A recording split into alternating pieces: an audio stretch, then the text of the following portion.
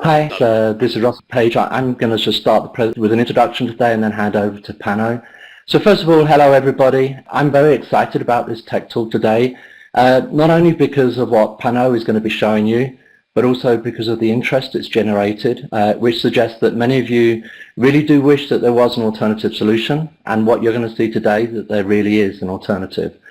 Today you're going to see the asset-wise linear referencing solution, which is proven, and it's successfully being used not just within US DOTs, but also by Canadian provinces and globally within the transportation agencies. So as the presentation progresses today, it's going to become clear to you that this simply is not just an LRS product. It's a solution that includes tools and capabilities that help you run your transportation business. The presentation today, as I mentioned, is going to be given by Pano Feduris, and I just wanted to emphasize as well that part of our success is not just the solution, but it's also the fact that we have colleagues on my team who are some of the leading LRS experts in the world. And those colleagues are passionate about what they do, and they've worked with our visionary users to create what we believe is the most comprehensive solution available today. So please feel free to reach out to us. We'll also be at GIST, where we'll be able to give you more information. So with that, I'll hand over to Pano. Great, thanks Russell. And so this also gives me a chance to also thank you for joining.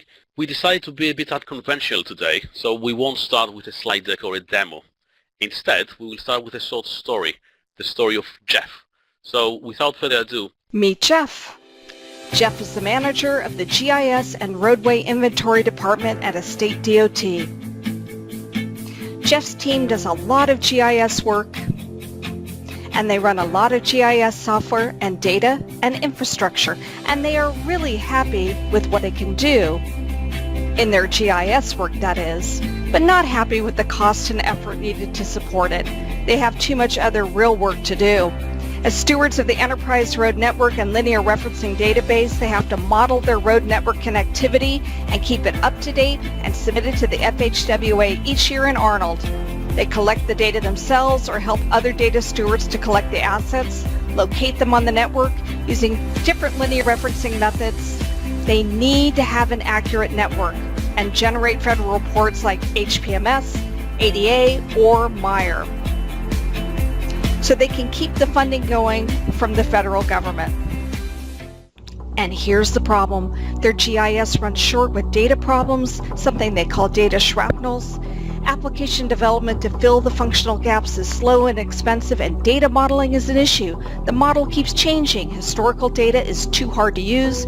Stewards in other business areas don't share their vision. Geographic data from some asset types is terrible. They're very difficult to manage circular routes and distance breaks. They have to use one app to manage the network and another one to manage their assets, and they don't always talk nicely to each other, and they are getting embarrassed.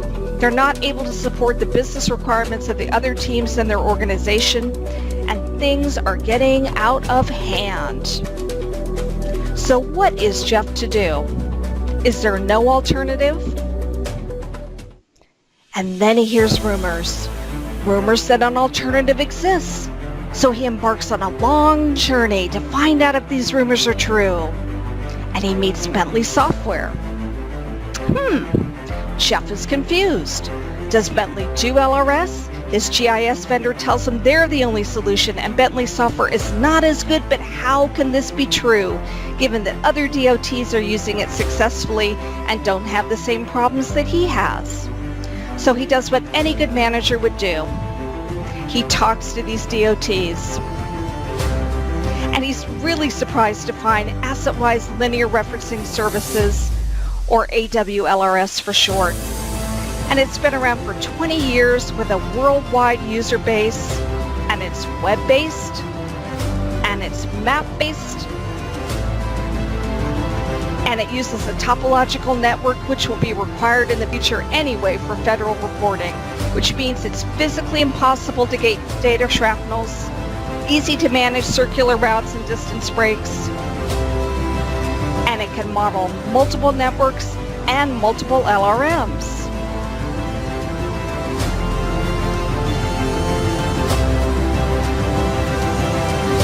And, wait for it, their GIS can still view and share data with it, so they can use all the GIS goodness they need. But not just that. Because data is not spread across different systems, you can easily report on it. Something that some of the users call their easy button.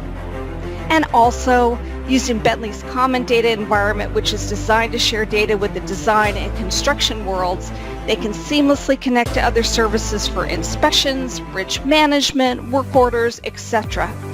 Jeff is speechless. There is an alternative. So he returns back to his team with the good news, and they have an office party. And they live happily ever after. The end. So this is the story of Jeff. So let me just show you now how we can be as successful as Jeff with Bentley's AWLRS. First of all, what is it? Well, first and foremost, it's an LRS engine that can model any network, and it's using a link node topological model. And topology, as you may have heard, becomes increasingly important. And it also has spatial capabilities that we will expand on later. It's also an integrated asset registry where you can model any asset or event located on the network or network characteristic. And it also is or contains an integrated reporting engine, which is the Transportation Intelligent Gateway, or TIG, what was described as the easy button in Jeff's video. And it also contains a set or sets of integration tools, delivering a full digital twin of your network. And this is the platform's ecosystem. At the bottom we have the foundation, the linear referencing engine, and the spatial engine. And these connect to a host of other modules that handle your operational data, like bridges and pavements and crashes and all that. And you can combine all this data and run your reports, either mandated ones or custom ones, so you have a global view of all your data and infrastructure for planning and strategic asset management. And this is a more high-level view. So AWLRS is part of Asset Lifecycle Information Management, or ALIM. And ALIM is part of the asset-wise connected data environment. And asset-wise ALIM allows you to manage change over the full asset lifecycle, which is critical to operational success and ensures that you know what and where your assets are and mitigates any risks associated with managing your infrastructure. And to do this, and especially when it comes to road networks, it's vital to know the locations of your assets, right? Both spatial and linear locations. AWLRS has spatial capabilities and is map-based, as already mentioned. So I like to define that as map-based versus geometry-centric. Our main focus is on the business side, the transportation of transportation, not the center line geometry. And I think this is one of our main strengths and differentiators from other systems, because this allows us to easily model complex logical relations between the various data objects, and it allows for complex analysis and reporting, and provides a great degree of flexibility in modeling these relation and business functions. So geometry is obviously important, but it's just another property of your network and assets. For example, think that example. You don't want your whole route model to fail because someone somehow did a digitizing error or got data in a different projection. Network assets and their relationship are modeled logically. And geometry then will come as a result of this. And of course, it's easier to deal with all your data through a map and fix any geometry errors. So, yes, we are map-based. And we also use some open source components. Map server and open layers and the GIS-only drivers. Not sure how many of you have heard those, but to make an important distinction here, our LRS engine, what make all this network and asset modeling, is not open source. We just use open source to read the spatial data, render the maps, and create all the map interactions. And this is extremely powerful because open source, by its very nature, is based on standards, which means that it can easily exchange information and data with other systems. And to be honest, regardless if there are GIS systems or not. So it's easy, say, to either point your GIS system to AWLRS and display data from it into GIS, or point AWLRS to your corporate GIS and display your GIS data as layers. And what I mean by point is to simply type in the URL of where your data resides, right? By the mechanism or protocol, if you like, the map or feature services. Something that all GIS vendors support because they're based on standards, OGC standards. So, we're not in the business of GIS. We're in the LRS business, and we do this exceedingly well. to reiterate the last point, because as important it is for me to let you know what AWRS is, it's equally important to understand what's not. And for that, I only got this to say. Right? It's not a replacement for your GIS. It is not, never was, and never aspired to be a GIS. It is everything I said on the previous slides, but not a GIS. It uses special workflows, it uses special data, but it's not, and we do not class it as a GIS software. So why do you think then we are better than a GIS-only based solution? Well, because we think a GIS-only based solution looks like this. Okay? It's like taking a perfectly fine runner like this dog and then try to fit into a tight costume. Well, this dog isn't likely to have the agility and speed needed to win the next race, is it? Whereas us, well, we like to see ourselves like this, right? 6 packs included. The LRS guys, that we also use our maps and spatial cave to improve our capabilities.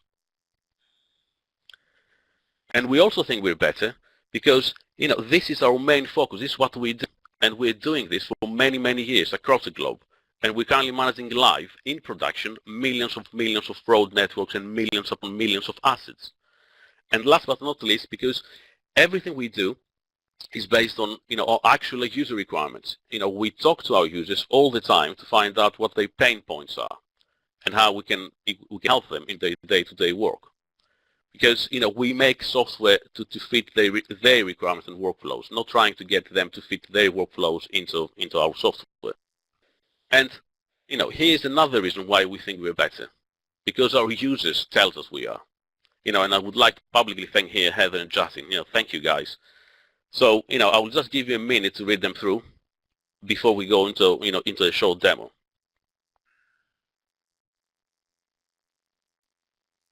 Okay, so just going back to the demo. This is the main AWRS interface. As you can see, it just looks like the web maps all of us are used to.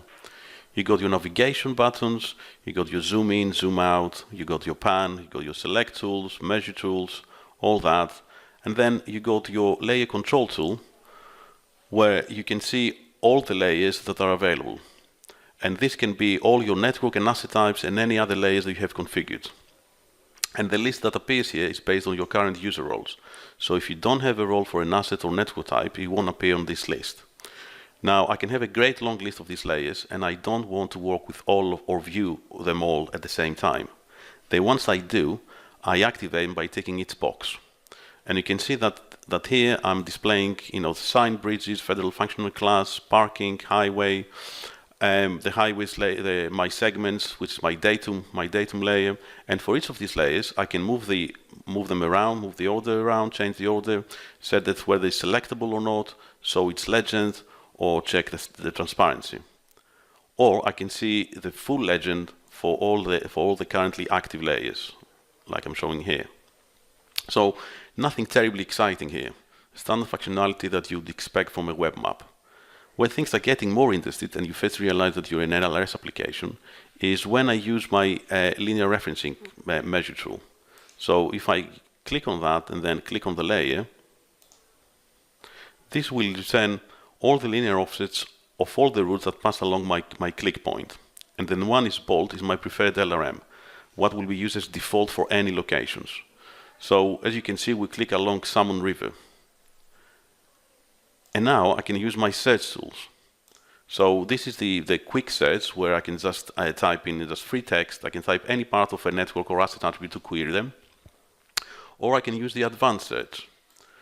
So say that I want to select sign bridges. So I can limit the query by adding some attribute criteria, or I can also limit the query by saying I want to find the sign bridges along Salmon River by clicking on the network filter. So I then click on the network or extent name and then type in Salmon River, and then selecting the one I want. And I can also constrain it further by setting the start and end offset. And you can see this defaulted to the highway, the Salmon River default start and end offset. Okay, so for now I will just search for all sign bridges along Salmon River. So I click on search, So this will find all sign bridges along Salmon River. And then I've got a few available options of what I can do with the select set. So I can first of all can show the details, open the attribute form, and I can show that later. Or I can tick on one of them, and then I can now export or zoom to select it. Or I can, if I got some metadata set and I've got project-wise, I can see the relevant project-wise records, and I'll show that later as well. So let me actually show to you that linking functionality. Because I can configure the system in such a way that I can use external links, and these links can be another Bentley application or a completely different system. So I will use the rectangle tool to select a bunch of records from my map. And as you can see before, I've got a grid. So if I now click on the sign bridge, and then select it, and then from actions, I can click on project-wise. And this will open the project-wise application.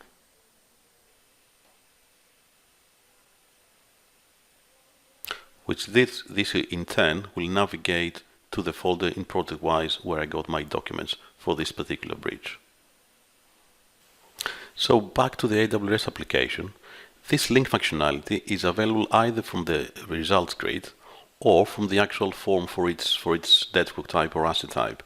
So for segments, for example, you can see those are the selected segments. So I've selected one, and the way I've configured it is I can link into the Street View or Digital Operations. So let me show that to you using the form. So if I click on that, I'll open the datum elements form. Okay, this is just in read only. I'm not in editing mode. Okay, this you can see the datum attributes. So I click on actions, and I can go and say I just want to see the Street View, say,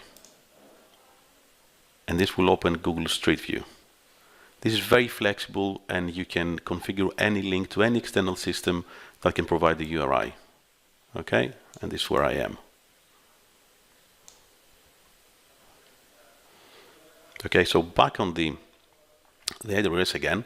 So, or the way I've set it up, I can say I've got a model of my road network. So I can click on this link, which will link to digital operations, and then I can see a 3D model of my network.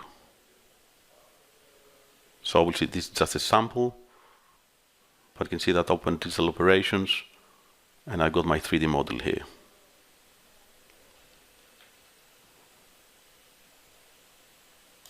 Okay, so I show you the datum attribute form. Let me just show you. So we go to the segments. Then I've got for my sign bridge. Let's go back to the sign bridge.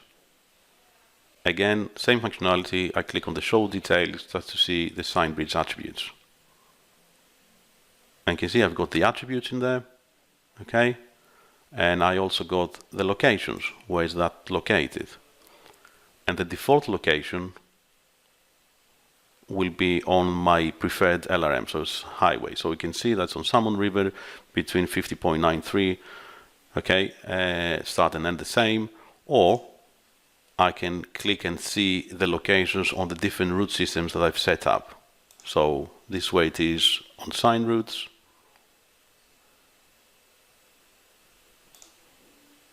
okay, or I can see it from the way it belongs in a non-linear group. So, for example, county.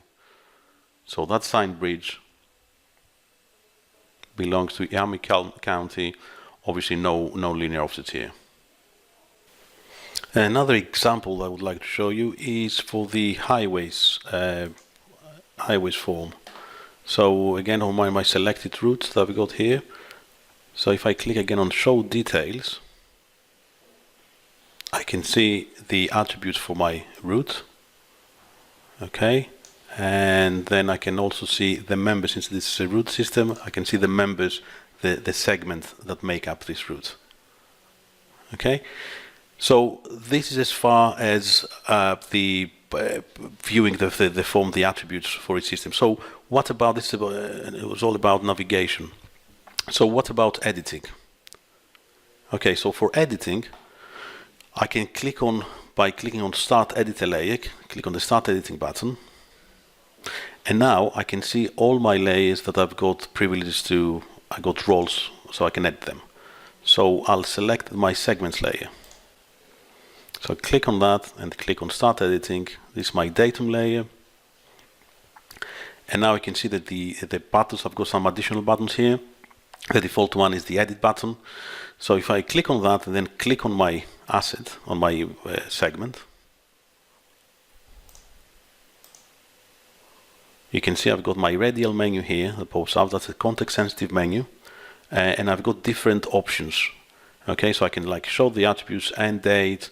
I can split. I can reshape. I can recalibrate. I can undo. Okay, so I'll click on reshape. So with that form out of the way, and I'll also select rescale all. So once I reshape this datum, let's move that here so it makes line out to with the actual background data, and I click on reshape.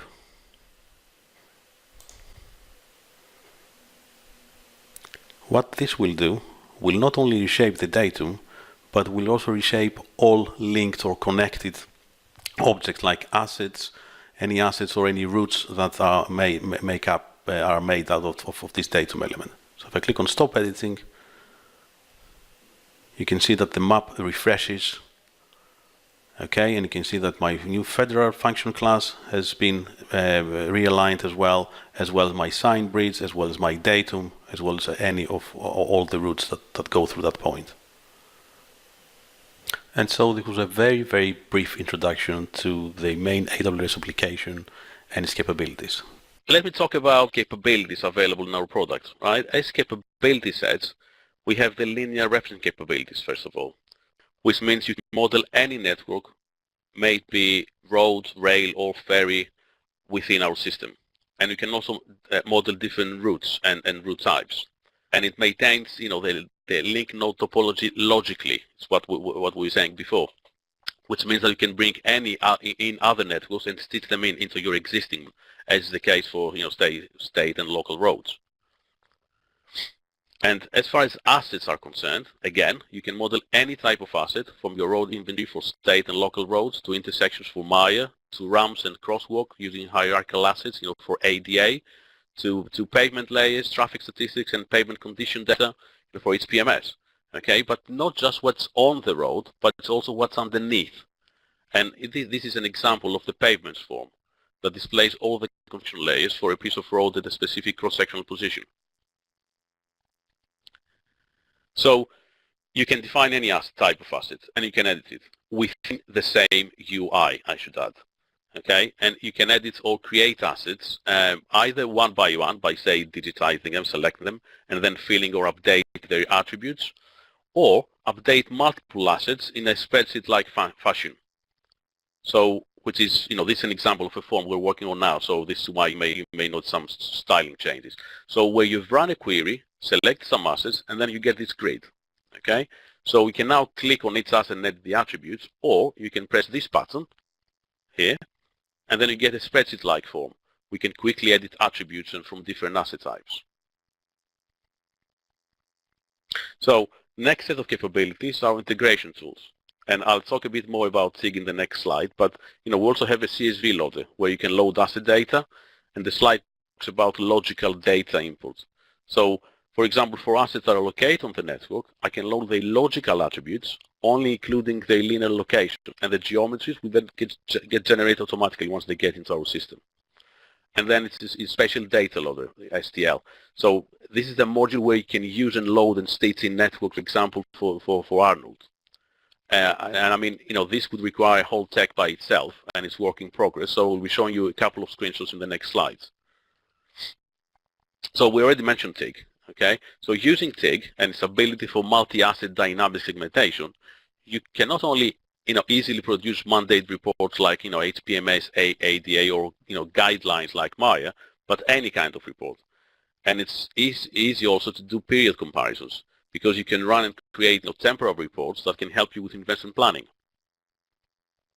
And this is another, this is what TIG can do in a nutshell. So you got your linear network, and you have the different data sets that are located on that network, like inventory and traffic counts, or pavement data, or construction projects.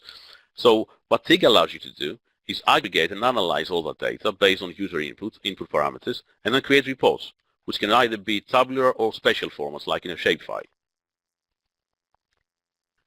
And this is special network, special data, or network loader. So this is an example of one of the config screens where you set up your validation rules and threshold values about what will happen when new network features get loaded.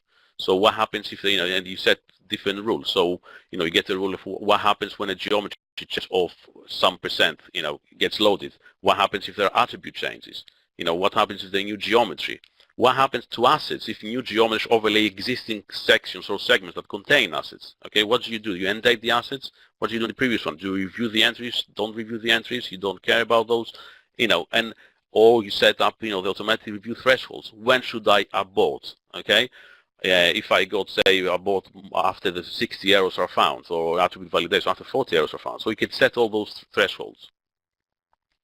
And this is another sample screen where the DOT reviewer will review each change and decide whether it will be accepted or rejected. So you can, click on that and zoom to the change, into the actual segment section of the network that had the change.